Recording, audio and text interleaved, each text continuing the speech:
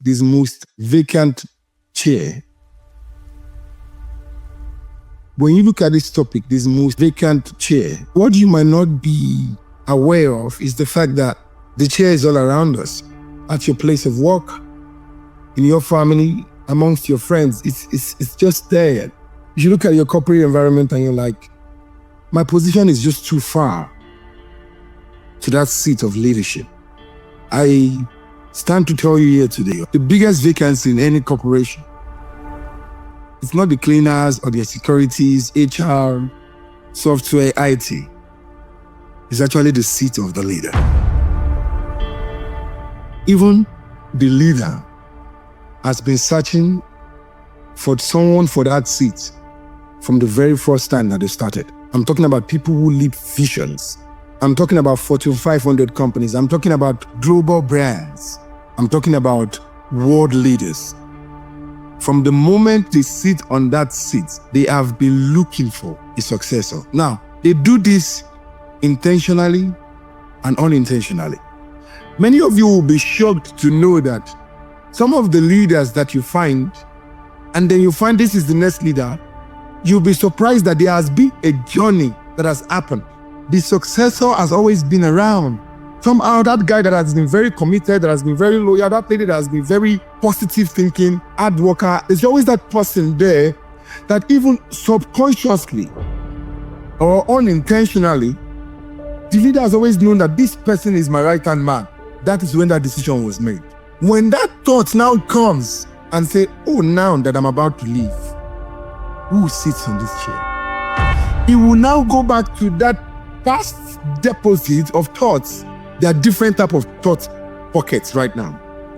There's a pre-thought pocket that while you are living your life, the people you are walking around with, the people you are engaging with, have already been seeing the kind of person you are.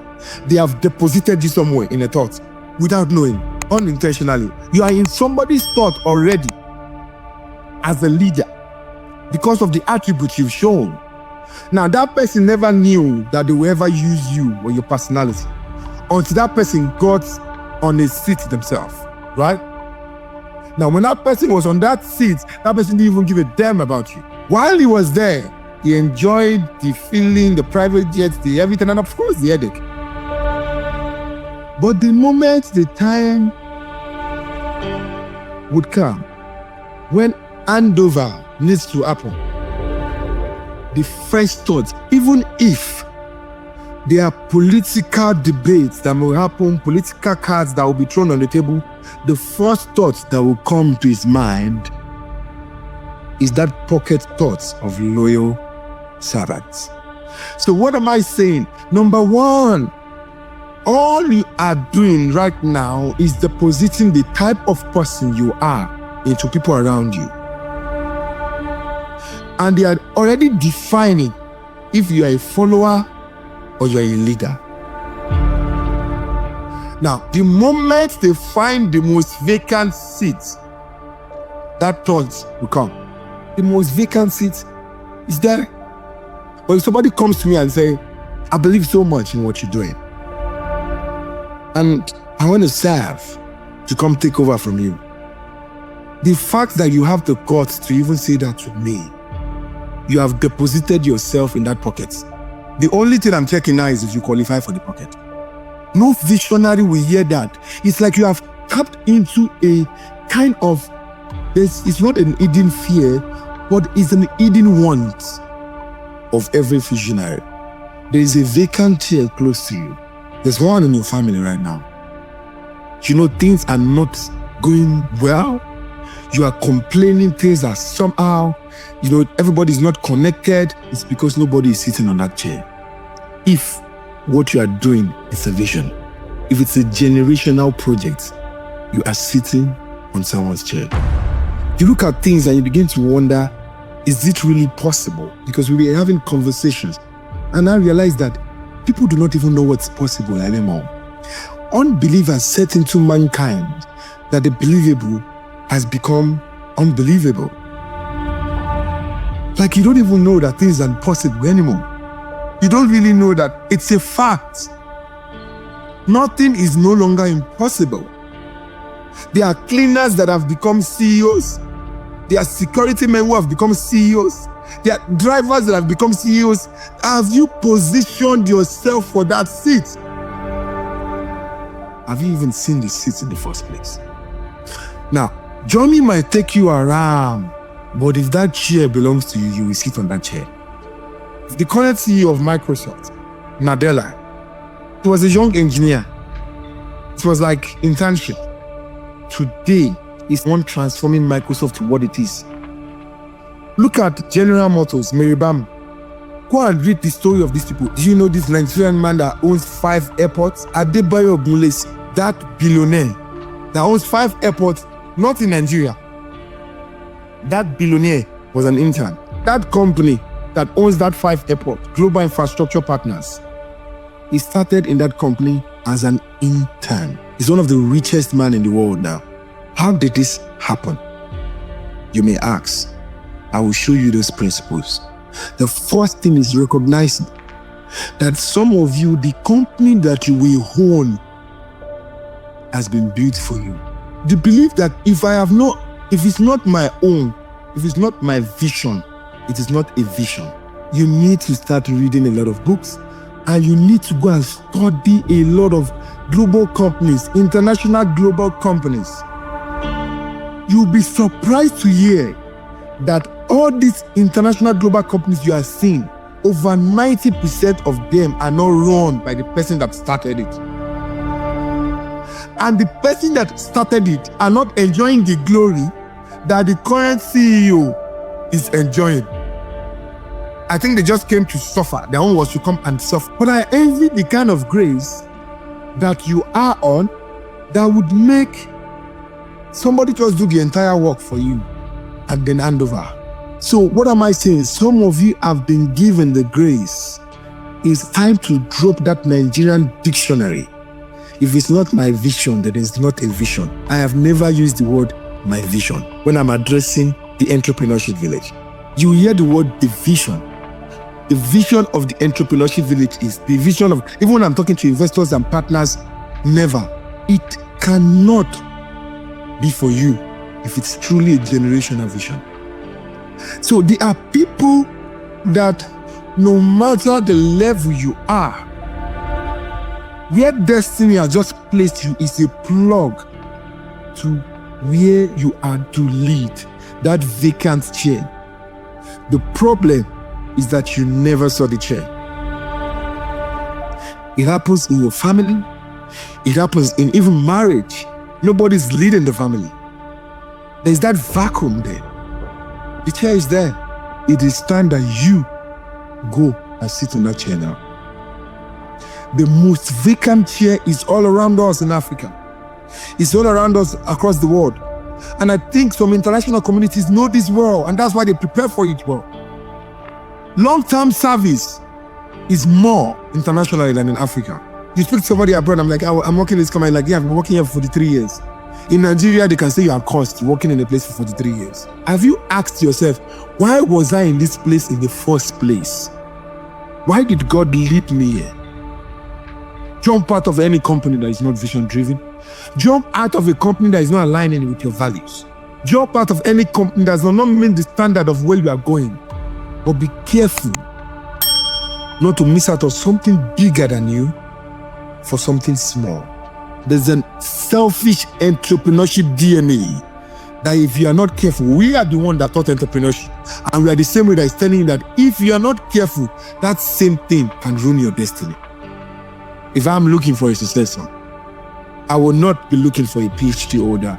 I will not be looking, it's not that empty chair. It's not for the most skilled, the outspoken, the eloquent one. No, I will be looking for an entrepreneurial mindset. There is an empty chair around you. And especially those of you where there is an expensive empty chair. What are you associated with? What is around you?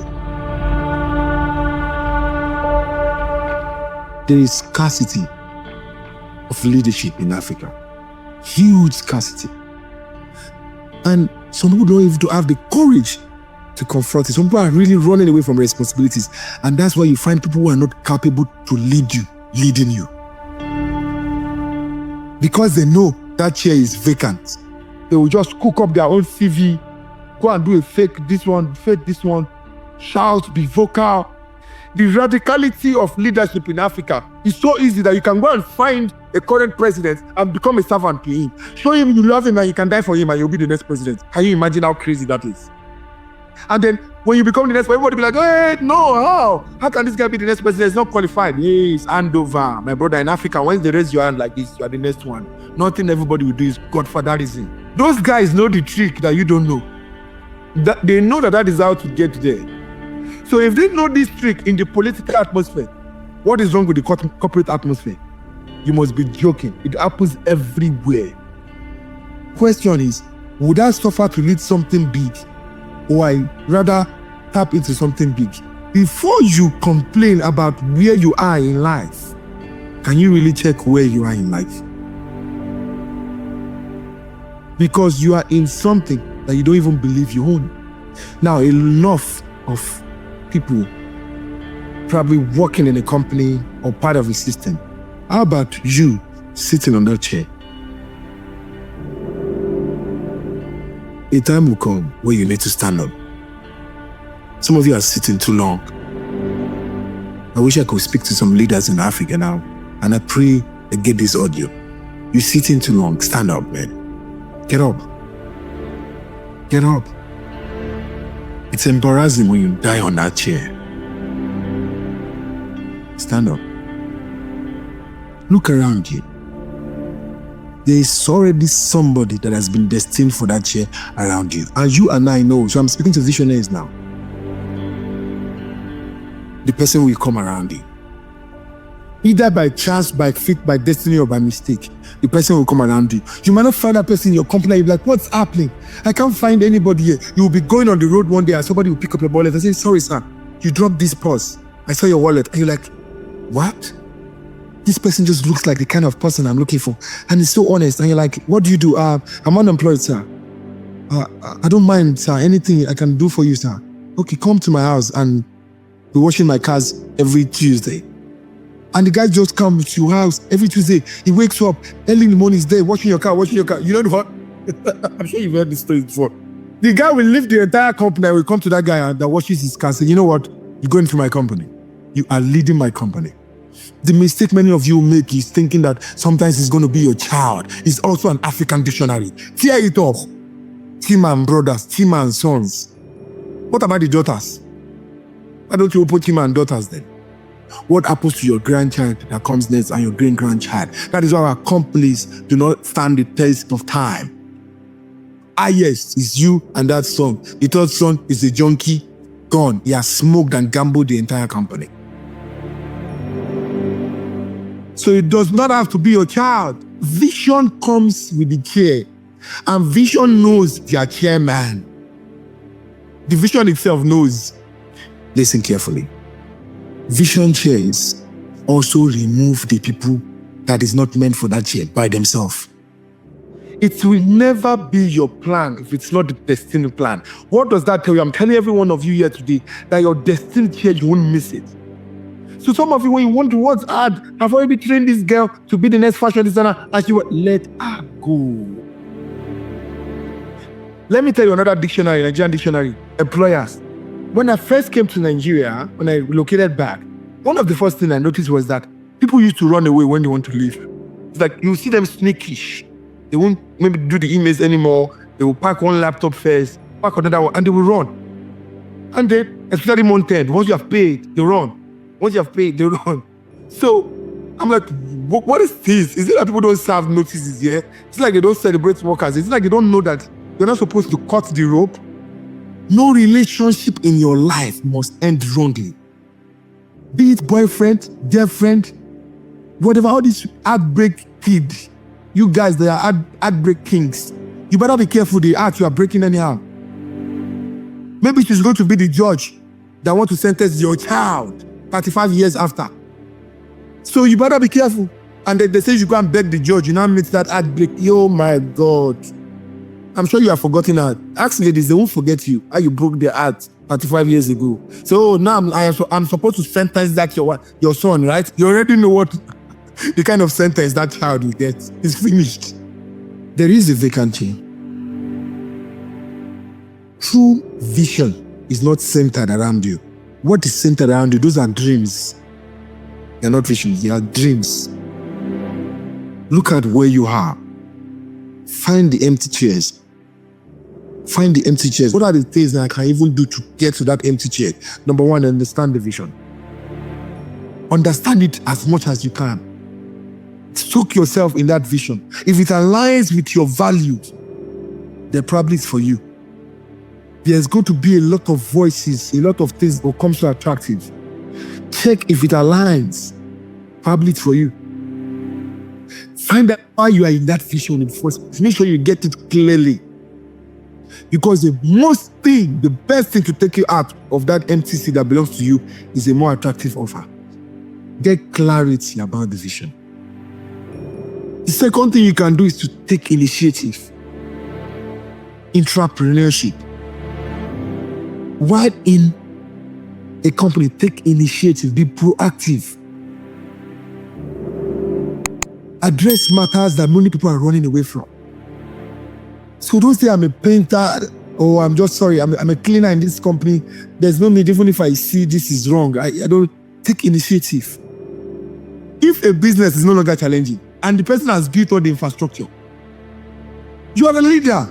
You create the boss, make it challenging. The person gives you all those infrastructures, the building, the internet, the security guards, all the years you need to go through interviews, to employ people, to get a driver, to buy cars, all the tax officers, fines, all he has carried all those pain away from you.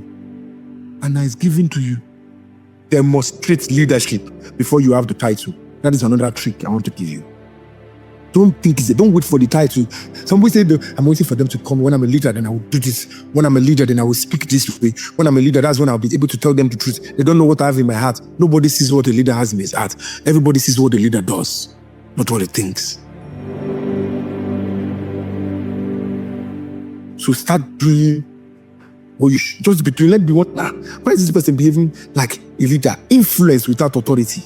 Start exhibiting it.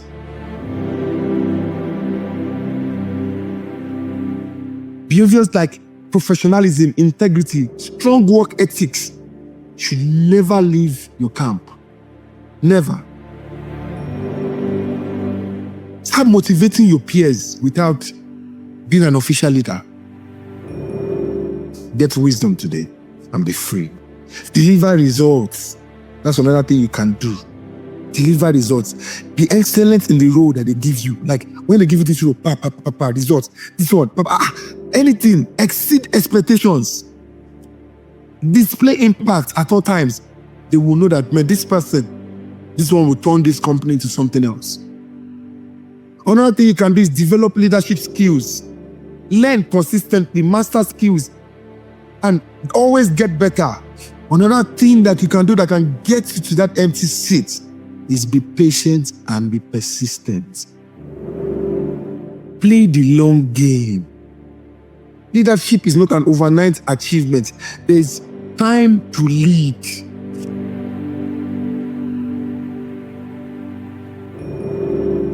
There's time to lead.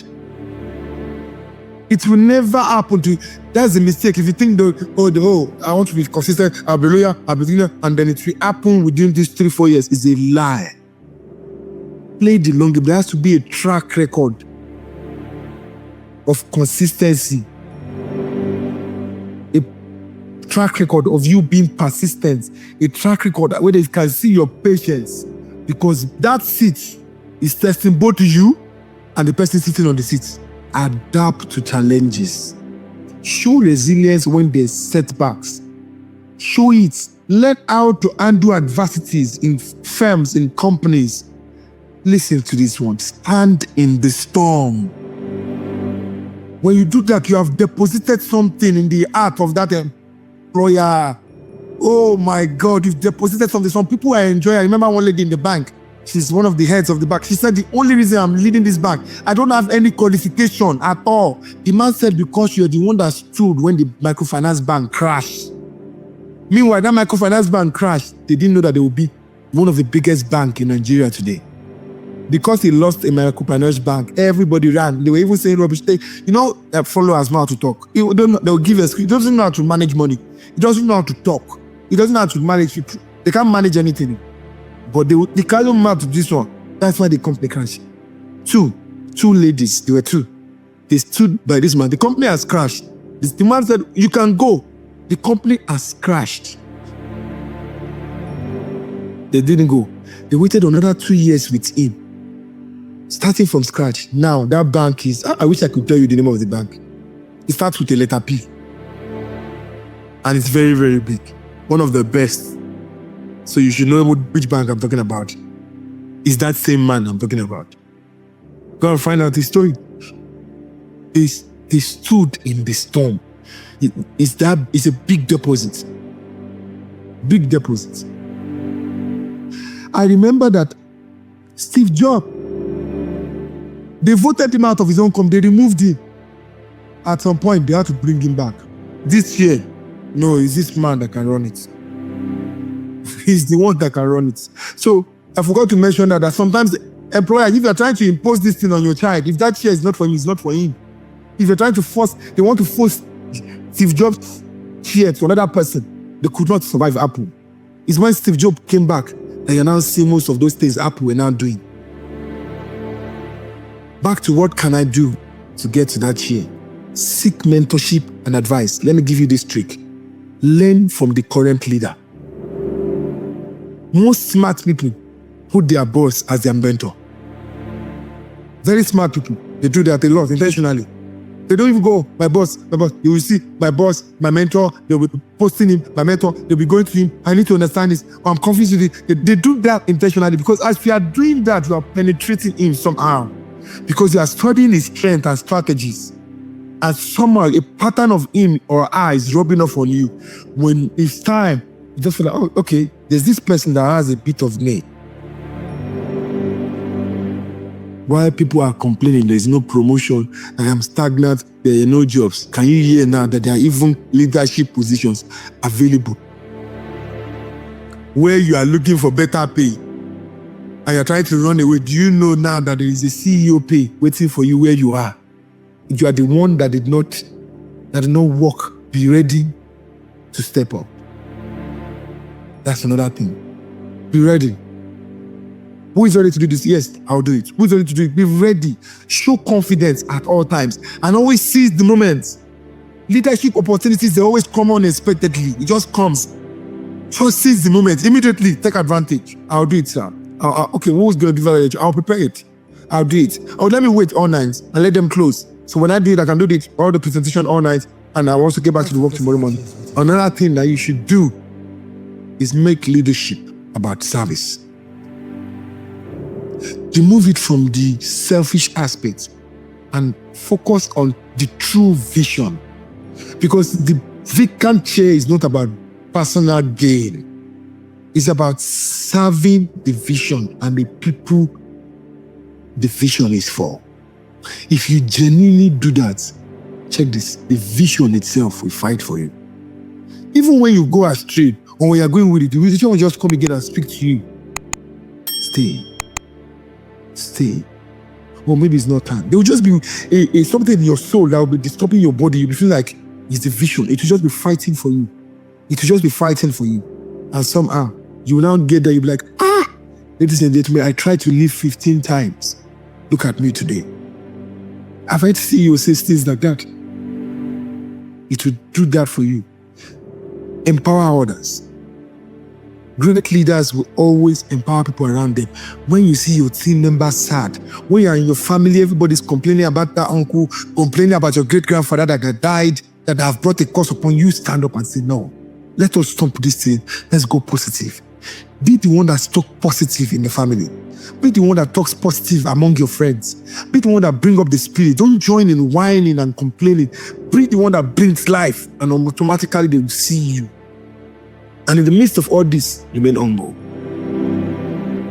It's not about dominating.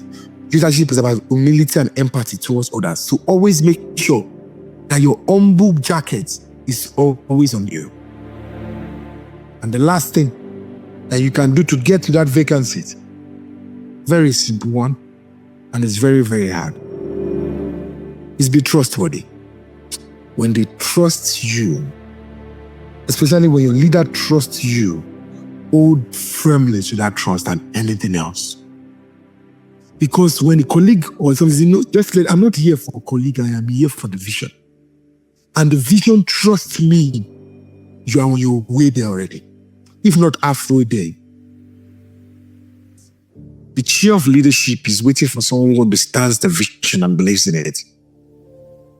Someone who is ready to take responsibility. That's the person that chair is waiting for. My name is Summy Francis, and I am nothing without God.